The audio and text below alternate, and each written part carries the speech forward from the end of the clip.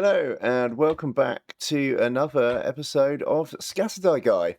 And today we're going somewhat back to our roots, looking really at some quite pure math hammer, specifically in regard to this guy, the Green Knight. He is the ethereal protector of Bretonia and the eternal champion of the Lady.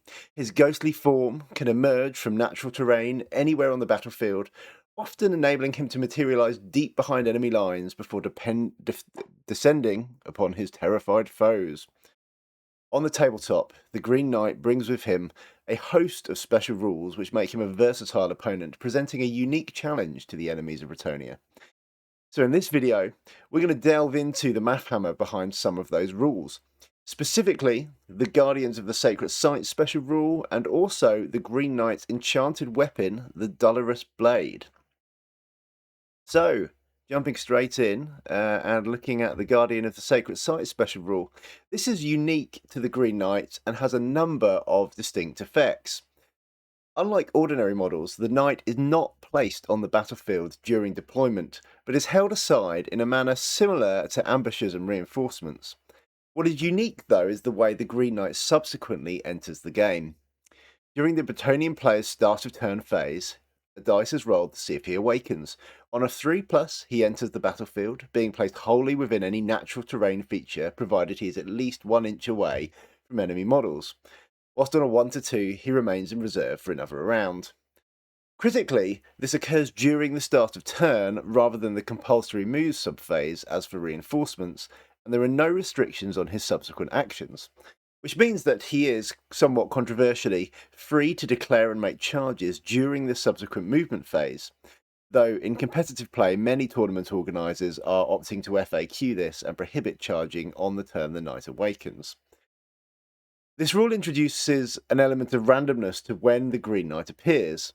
Whilst the maths here are not particularly complicated, they provide a great example of the way probability is not always as intuitive as we might expect, and also how our gut instincts can sometimes be a way off. Consider this. The rule states that if the knight has not awakened by turn 5, he automatically appears, no roll required. Now here's the question. How necessary is that specific element of the rule? To put it another way, if we did have to keep rolling rather than the knight appearing automatically on turn 5, what is the probability he would appear by this point anyway? Without making any calculations, mental or otherwise, have a guess as to how many games you would have to play on average for this situation to occur.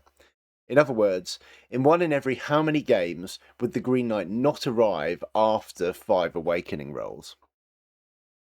There's a 1 in 3 chance of the Green Knight not awakening each time you roll, so a 2 in 3 chance that he will awaken. So him not arriving, although, he's more likely to arrive than not each time you roll the dice, it's not that improbable, 1 in 3.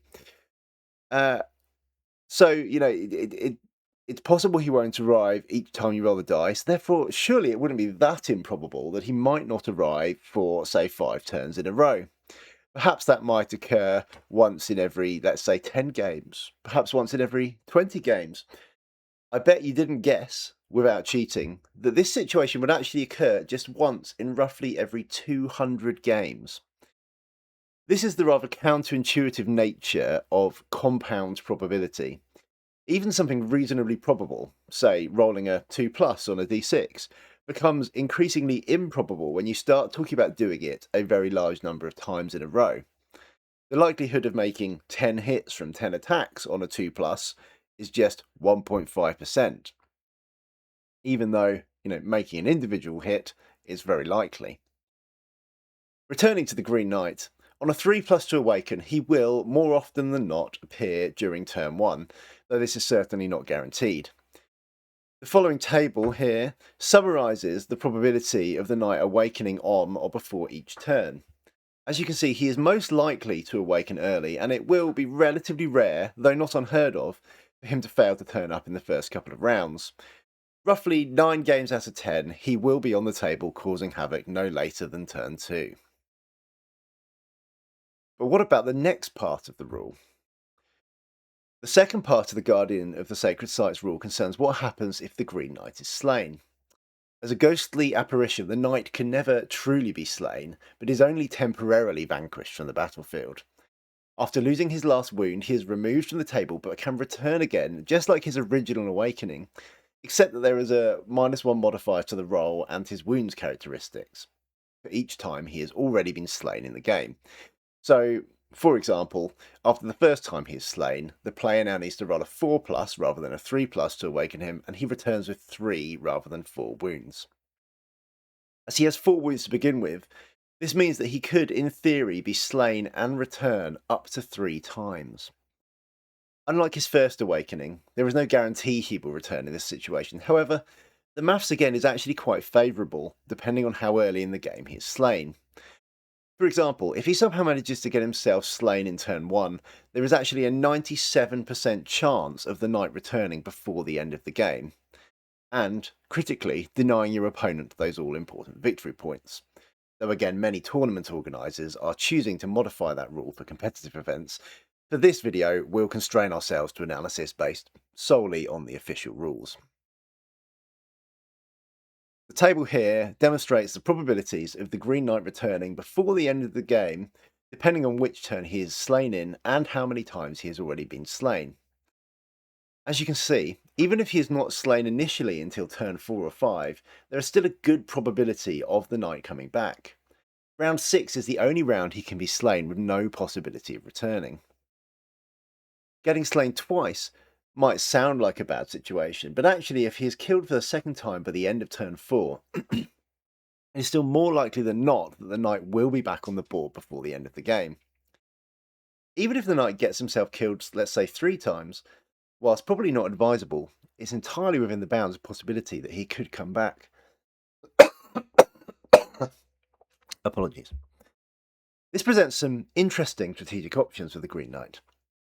He's a pretty tough character to begin with, but if there's a good chance of him returning from the dead, particularly if he gets himself slain relatively early on, this also means he can be deployed pretty recklessly early game. The lesson here is that with the Green Knight, you don't even have to pick fights he could win. Perhaps you just want to bog down an enemy unit, character, or monster for a turn or two. Charging the Green Knight headlong into that fight, even if it's one it looks like he might be heavily outmatched in, may well not be anywhere near as bad a decision as you might think. The key here is that if you're picking a fight the knight is likely to lose, you ideally want him to lose relatively early on in the game, say turn 2 or 3, so that he has the highest probability of returning. If the Guardian of the Sacred Sites rule gave us a lesson on how seemingly simple maths can result in radically unintuitive probabilities, then the Dolorous Blade demonstrates an equally interesting and unexpected effect. Namely, how 2 apparently quite simple weapons profiles can result in some increasingly complex and difficult to analyse interactions. The Dolorous Blade comes with 2 weapon profiles which the player can choose from during each combat phase. Rapid Strikes is the first, which uses the knight's strength of 4 with armor piercing -1 and the extra attacks d6 special rule. Deadly Blows, which hits on strength +2, so that's strength 6 for the knight. Has armor piercing -1, armor bane 1, and multiple wounds 2.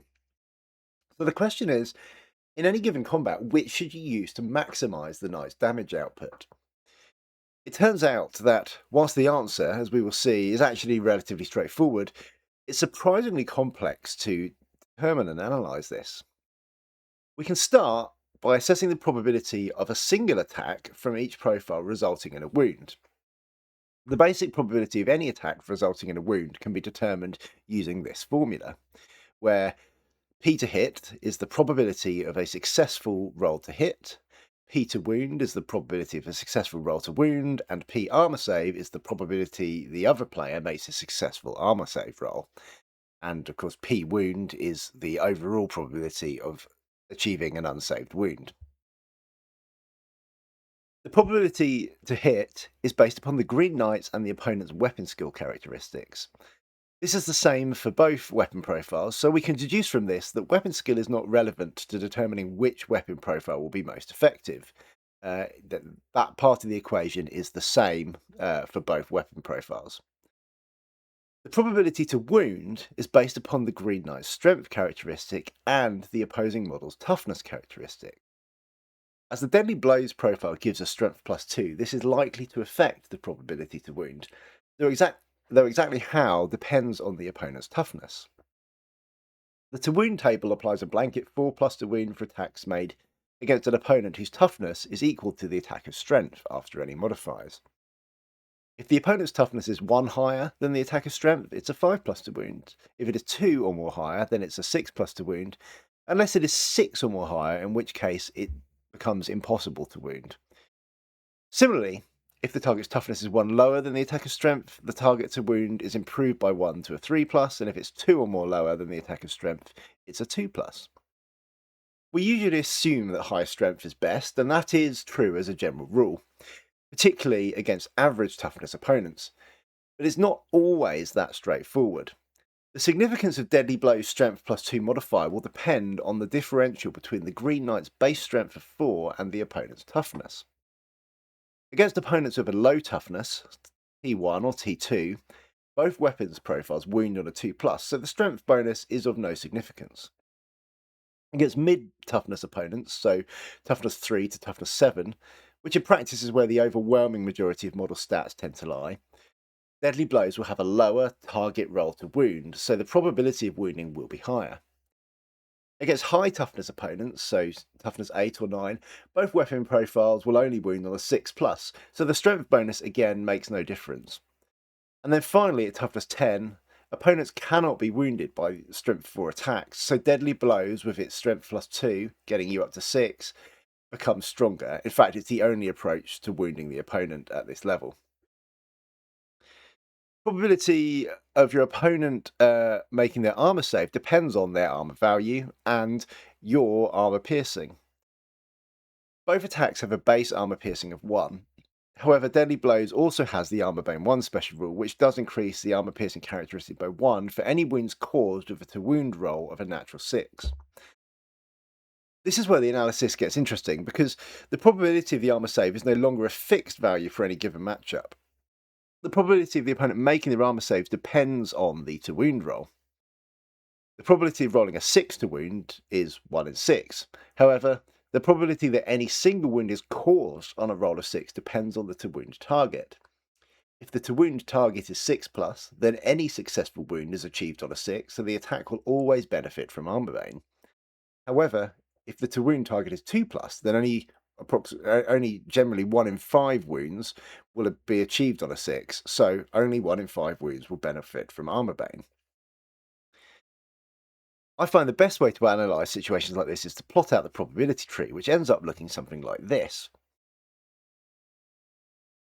Now we just need to fill out the probability values for each branch of the tree, and then add the final probabilities of each branch that leads to a successful wound. As an example, let's consider a scenario where we're facing an opponent with weapon skill 3, toughness 3, and an armor value of 5+. In this scenario, with Deadly Blows, we will hit on a 2+ and wound on a 2+, and the opponent will either get no save if we wound on a 6, or they will save on a 6+ if we wound on a 2 to 5. There are 2 routes to a successful unsaved wound. One where we don't get Armor Bane, and one where we do. Adding these together gives us our total probability of scoring an unsaved wound, which in this case is roughly 60%. In this case, the Armor Bane is potentially beneficial, as without it, the losing player will save 1 out of 6 wounds. However, if the opponent only had an armor value of 6+ or worse, there would be no benefit to the Armor Bane. We can also see that Armor Bane is relatively more significant against higher toughness opponents. Against an opponent who is toughness 8 or higher, we can only wound on a 6, so we will always get Armor Bane if we score a wound, whereas against lower toughness opponents, the majority of wounds will not benefit from Armor Bane, so it becomes of less value. Considering armor saves then complicates our earlier analysis. With Armor Bane, Deadly Blows should be relatively more effective against higher toughness and more heavily armoured opponents. This tracks with the earlier analysis of the probability to wound up to a point. However, we noted earlier that once we get to a toughness 8 opponent, Deadly Blows is no longer any more likely to wound before saves. In this case, Deadly Blows would still be advantageous against toughness 8 and toughness 9 opponents if they have an armor value of 5+ or better.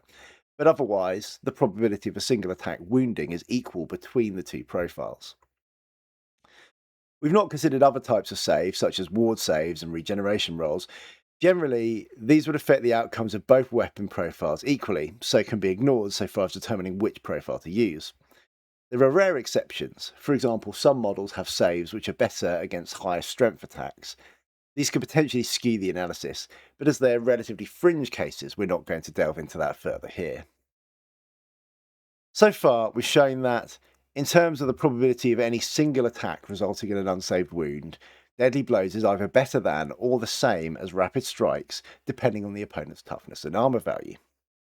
This is not exactly a surprising conclusion, given deadly blows has higher strength and armor bane. But what about the other rules which come with the two profiles? The big bonus to rapid strikes is the extra attacks d6 special rule. This takes the knight from 4 attacks to potentially as high as a whopping 10 attacks. Of course, you won't always roll that high. The average roll on a d6 is 3.5. That may seem a little counterintuitive, given that 3.5 isn't actually a value on the dice, but that's because the dice starts from 1, not from 0, so the median value is actually halfway between 3 and 4. This means that on average, with rapid strikes, you should expect to get 7.5 attacks, which is nearly doubling the knight's damage output, compared to his base attacks of 4.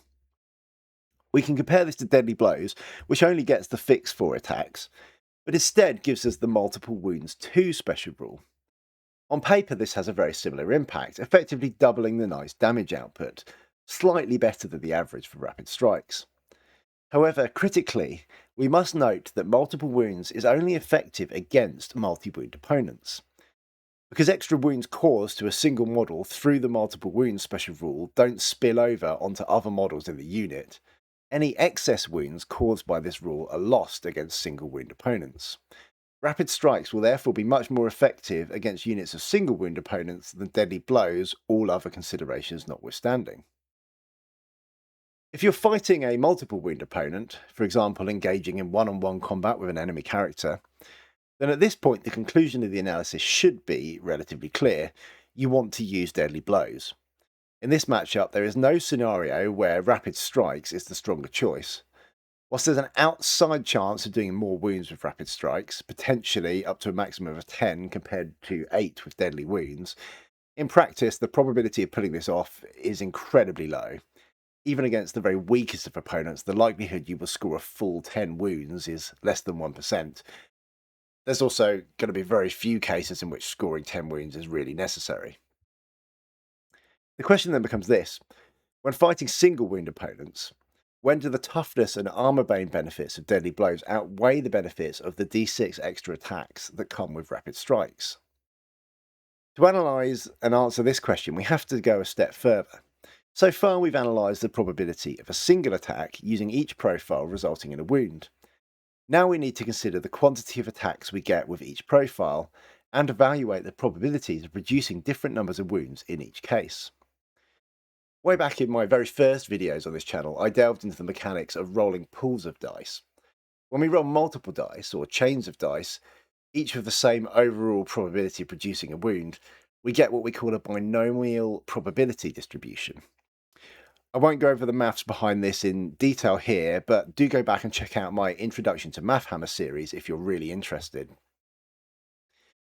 For the example opponent we analysed earlier, so weapon skill 3, toughness 3, armour value 5+, we can see here the probabilities of producing different quantities of wounds with each profile. Don't worry if this graph is a little confusing. Essentially, all you need to know is that the further to the right-hand side of the graph the line for each plot sits, the more likely it is to produce a higher quantity of wounds. So we can see here we have rapid strikes with the blue line, deadly blows if we're fighting single wound models is the orange line, and deadly blows if we're fighting multi-wound models is the green line. In line with our previous conclusions, we can see that against a multiple wound opponent, deadly blows is far and away the strongest option. However, against a unit of single wound opponents, in this case rapid strikes is the stronger option. Even though each individual attack with deadly blows has a higher chance of wounding, as we worked out earlier, The higher quantity of attacks we get with rapid strikes is, on average, enough to tilt the balance and makes rapid strikes the stronger choice. By evaluating the cumulative probabilities of scoring different minimum quantities of wounds for each toughness and armor value combination we might face, we can determine when it is best to use rapid strikes or deadly blows. We can see here the same analysis, but now against a toughness 6 opponent. You can see that against single wound opponents, the results are reversed. At toughness 6, the high probability of wounding with deadly blows outweighs the benefits of the extra attacks with rapid strikes. I won't reproduce every combination. I did in my analysis, but I won't show it here. But it is worth highlighting that there's a crossover point. So that comes at toughness 4. As can be seen in this figure, at toughness 4, deadly blows has a slightly higher probability of scoring at least 1 or 2 wounds, whilst rapid strikes is slightly more likely to score in the higher values. In this situation, there is no clear winner. Generally, a good approach I would take here is to look at the 50% value. We can see that rapid strikes has a very small lead over deadly blows at this point, which tells us that on average, rapid strikes will produce slightly more wounds. However, if we're in a situation where we only really need to do 1 or 2 wounds, say because there are only 2 models left in the enemy unit, then deadly blows would in fact be the stronger choice. That's getting quite hard to keep track of, but the good news is that in this case, the difference is minimal. So even if you pick the wrong profile, it makes very little difference in the overall odds. Above toughness 4, deadly blows is the stronger option, until we encounter another crossover point which occurs at toughness 8. As we noted earlier, at toughness 8, even with the strength +2 modifier, we're only going to hit on 6s. Individual attacks with deadly blows are still slightly more likely to wound in some cases, depending on the opponent's armor value, due to the armor bane rule. However, it turns out that this is not significant enough to sway the analysis. When the to wound targets are the same, the extra attacks from rapid strikes wins out and makes the difference. In actual fact, the full analysis reveals that the armor bane bonus with deadly blows is a bit of a red herring. That's not to say it doesn't help us score a few more wounds with deadly blows. It is simply that there is no scenario in which the opponent's armor value ever sways the analysis in terms of which profile is likely to be most effective. In the final evaluation, it turns out the decision comes entirely down to the opponent's toughness. As we noted earlier, there is one final transition point, which is the extremely rare circumstance the knight is somehow squared off against a toughness 10 opponent, in which case rapid strikes is ineffective as strength 4 cannot wound, so we will want to go with deadly blows in that very unlikely scenario. The conclusion then, after some pretty hefty analysis, is actually relatively simple, and hopefully not too difficult to remember so that you can apply it in your games. In short, here are the rules of thumb you need to know. If you're fighting multiple wound opponents, then just always use deadly blows. It's the best. If you're fighting multiple single wound opponents, then for toughness 1 to 4 and for toughness 8 or 9, use rapid strikes. But for toughness 5 to 7 or for toughness 10, use deadly blows. And that's it. That wraps up our analysis of some of the math hammer on the Green Knight. So I hope you enjoyed that, found it useful. Thanks for watching. As always, do like and subscribe if you've enjoyed this video. I do want to get back to doing more of these very sort of pure math hammer videos. I know I've been doing some sort of slightly different content recently, but this is kind of like the core of the intent of the channel. So yeah, I've still got loads of ideas for these kind of videos, and I've got more things in the works. But if there's anything that you are interested in seeing an analysis on, particularly any situations in the game where, maybe there's a choice to be made as a player, and it's not immediately clear what the right choice would be from a probability perspective, do drop it in the chat. Let me know and I'll see if I can investigate it and do a video in the future. So thanks for watching. See you next time.